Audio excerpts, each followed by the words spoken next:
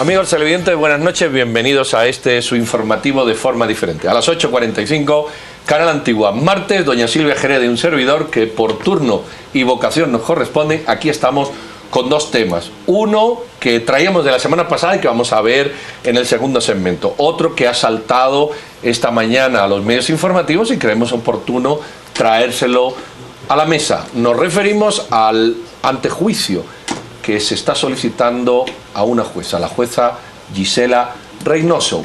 Lo hace el Ministerio Público o la Fiscalía de CSIC dentro del Ministerio Público por unos delitos que entran dentro de ese marco amplio penal que podría ser el enriquecimiento ilícito. Dicho de manera coloquial, la jueza parece que tiene más bienes de los que su salario le permite, y esto está siendo investigado y ha sido puesto sobre la mesa para que le retine la inmunidad o el fuero especial que tiene como magistrada.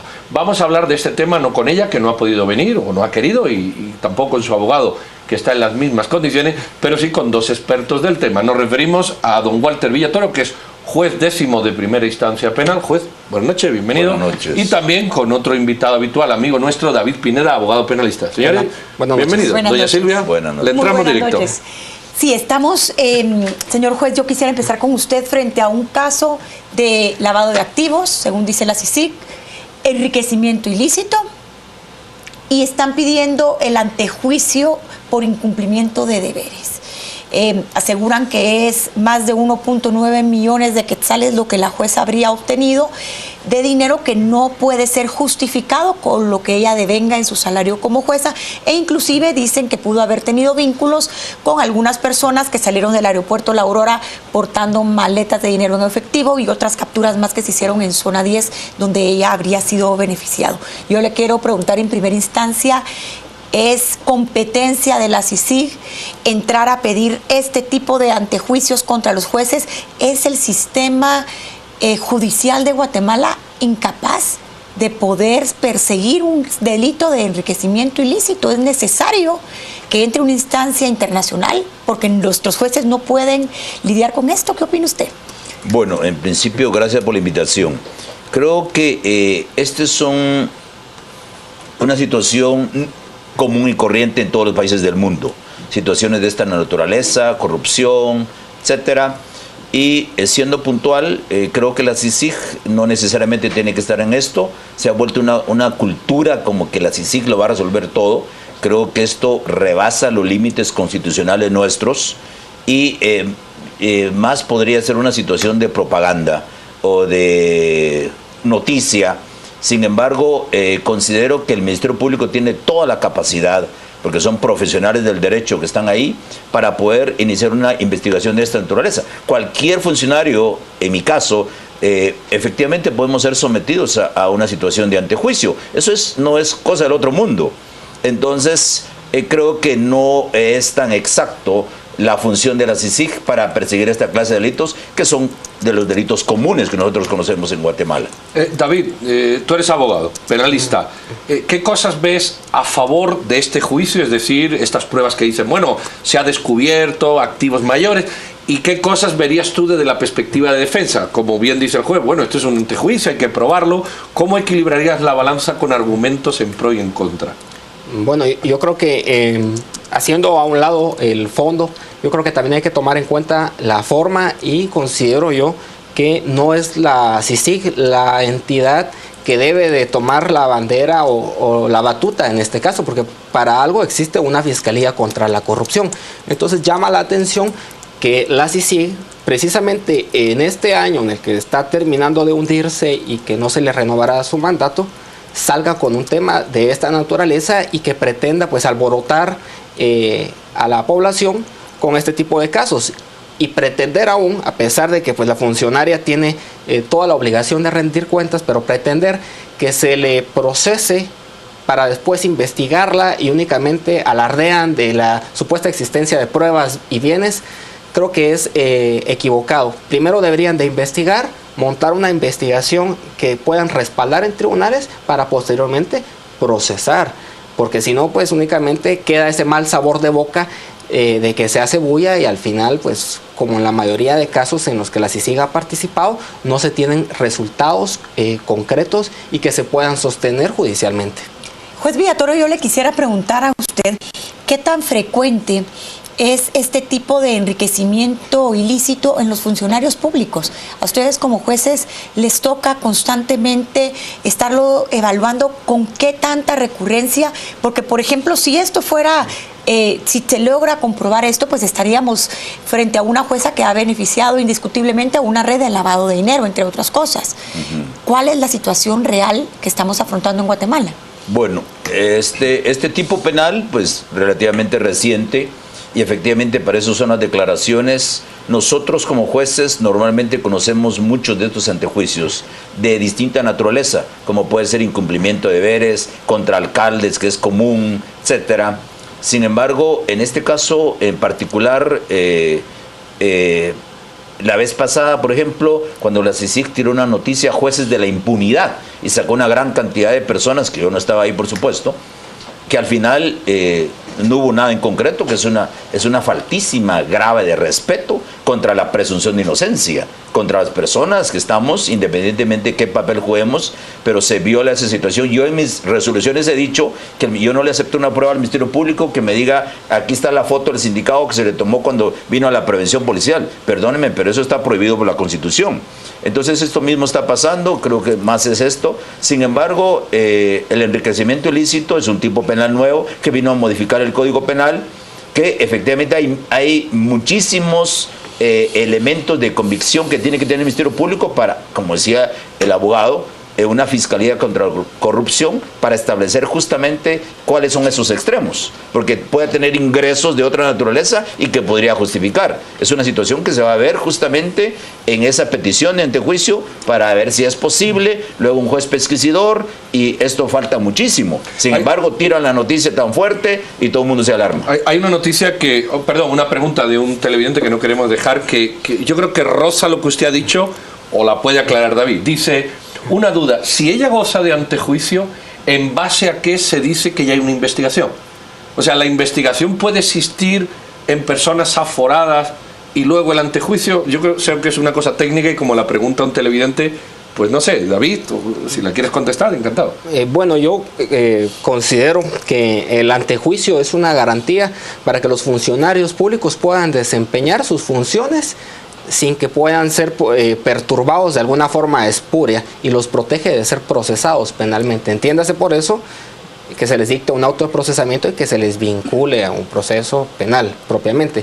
Pero en sí la capacidad de investigar del Ministerio Público, según lo que establece el Código Procesal Penal, sí tiene el Ministerio Público la potestad de investigar y realizar aquellos actos, especialmente aquellos actos que les van a servir para fundamentar la solicitud de retiro de antejuicio. Entonces, juez, dicho ya esto claro, porque son dos cosas que, algún televidente lo preguntaba, pues ahí está la respuesta. El proceso, ya tenemos una persona señalada, teóricamente acusada. ¿Cuál es la línea ahora procedimental que nos espera en los próximos meses leer en prensa? Bueno, esta petición se traslada a la Corte Suprema de Justicia. La Corte Suprema es la encargada de conocer los antejuicios de magistrados de sala, de jueces de toda calidad. Entonces, la Corte evalúa si este antejuicio verdaderamente es sustentable o no. ¿Sobre qué existe esa evaluación? Esa evaluación es efectivamente si hay algún indicio que efectivamente... Sobre las pruebas que sobre lo que presente, porque la petición de antejuicio no es solo un memorial que diga pido antejuicio contra tal persona, sino que tiene que por lo menos tener una base, como decía el abogado penalista, para que la Corte evalúe y en base a eso remite a un juez. Si considera que sí debe investigarse a la persona, se manda a un juez pesquisidor para que él se encargue de hacer diligencias dentro de 60 días y ahí establecer, obviamente, el derecho de defensa, tanto del denunciante, de la persona denunciada, establecer los extremos muy puntuales para determinar si ha lugar o no antejuicio. Licenciado Pineda, yo le quisiera hacer una pregunta muy general y quizás abstracta. Ahorita que hablamos de enriquecimiento ilícito, por ejemplo, la señora vicepresidenta Roxana Valdetti es una persona que constantemente aparece aparece en algunos medios de comunicación, sindicada de adquirir propiedades, de adquirir jets, de adquirir yates, de adquirir fincas. No obstante, cuando uno va a los registros a su nombre, pues no se encuentra nada de estas propiedades. No obstante, ahí están las indicaciones, se habla inclusive de testaferros. ¿Por qué o será posible que la CICIG y el Ministerio Público pudieran entrar a investigar estos casos denunciados en la prensa? ¿Les corresponde a ellos? Y si ese fuera el caso, ¿por qué no lo han hecho tal y como se ha hecho con esta jueza? ¿Qué es lo que usted cree al respecto? Bueno, yo creo que sí se puede y no sabemos si en algún momento se ha investigado o no se ha investigado y no ha existido un fundamento serio, razonable, para presentar una solicitud de antejuicio. Que se puede hacer, considero que se puede hacer, pero también tenemos que recordar, porque es algo muy importante, y es que la persecución penal pues la decide la fiscal general. La fiscal general decide a quién persigue y a quién no persigue. Por ejemplo, en el caso Sicavisa tenemos que el Ministerio Público impugna hasta lo que no se puede.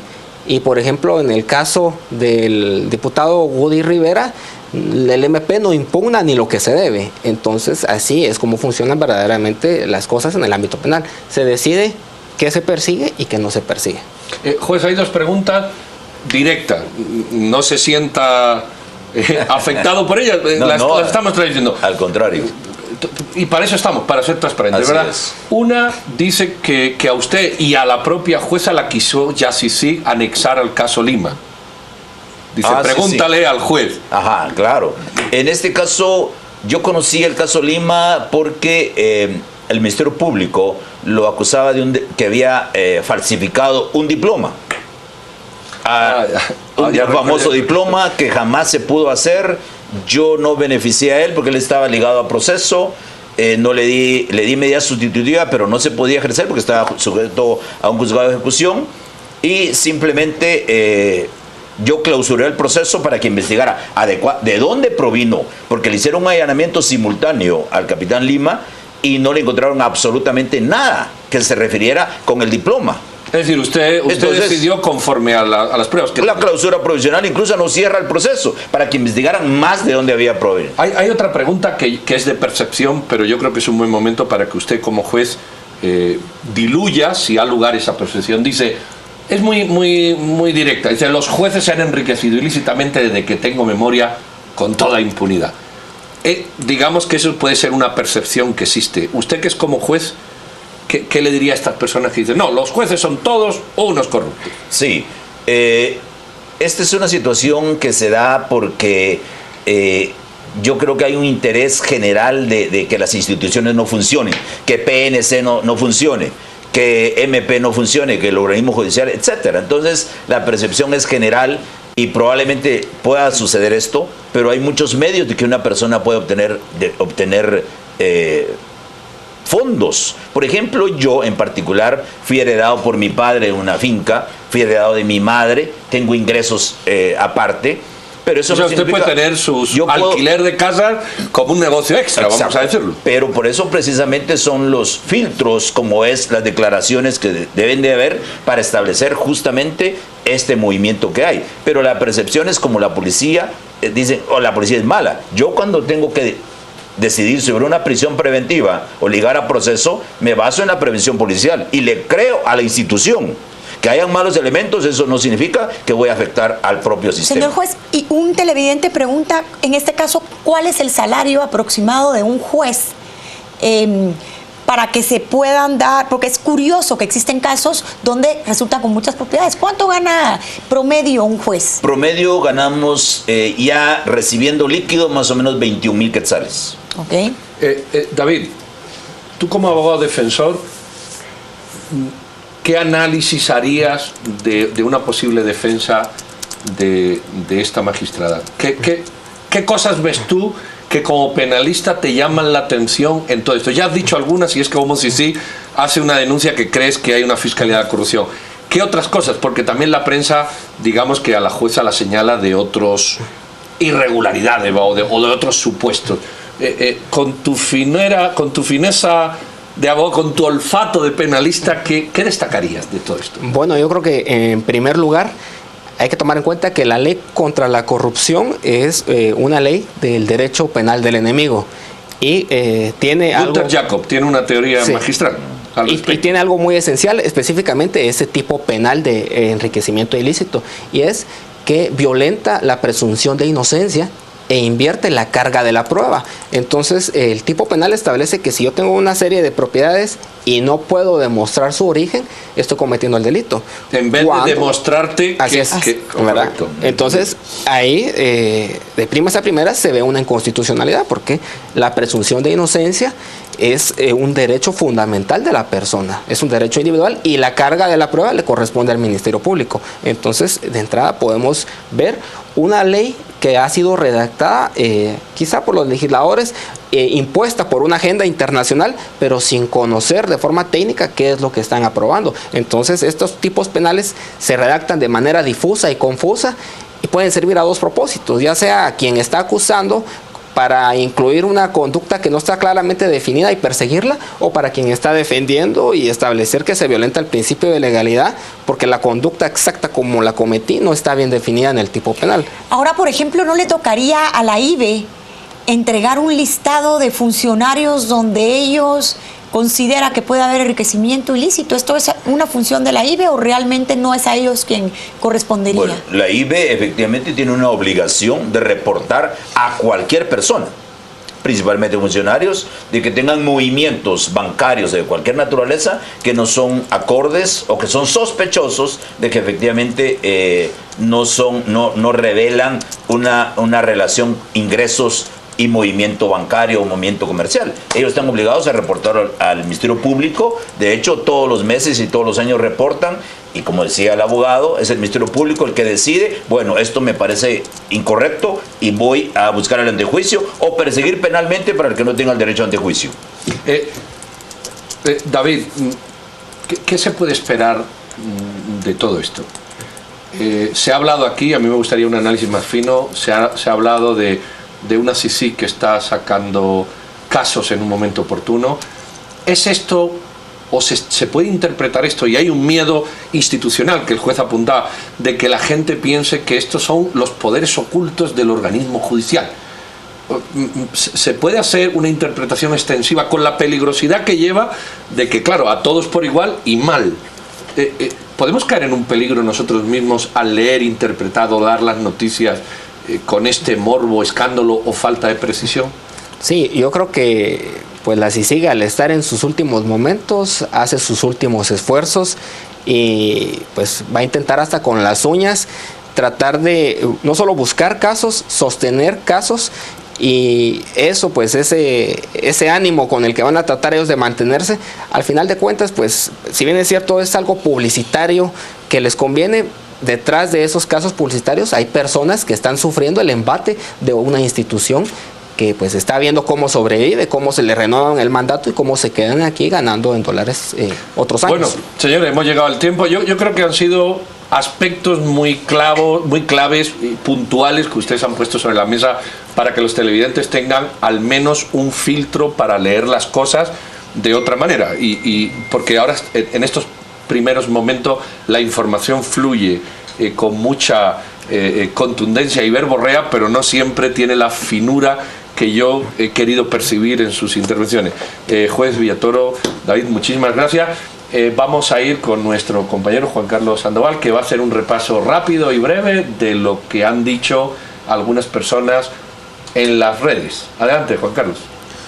Gracias, Pedro. Revisamos qué es lo que se tiene en las redes sociales. Nos dice Miguel Ángel: están los jueces y magistrados obligados a entregar una declaración de bienes antes de ocupar el cargo. De su pregunta, Zulema nos dice: deberían de hacerles una auditoría a todos antes de ocupar un cargo público. Jorge: ¿y cómo es posible que con un sueldo de estos gocen de tantos lujos? Estudia y nos cuenta: basta con ver las fotos publicadas en Facebook de los familiares de los políticos llevando vidas de millonarios, es lo que nos dicen a través de las redes sociales. Quique Reyes nos dice: una duda, si ella goza de antejuicio, ¿en base a qué? Se habla de que ya existe una investigación. La pregunta que nos hace Quique: ¿y cuándo debió pasar para ¿Cuánto debió pasar para que CICIG comenzara a medio tocar los reales poderes ocultos? Es lo que nos dice Fernando. Es la revisión rápida que hacemos de las redes sociales. Por supuesto que estaremos revisando sus comentarios del segundo tema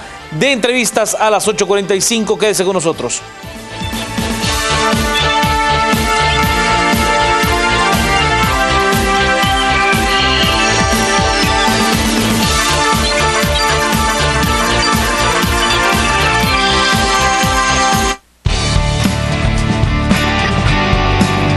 Estamos presentando a las 8:45.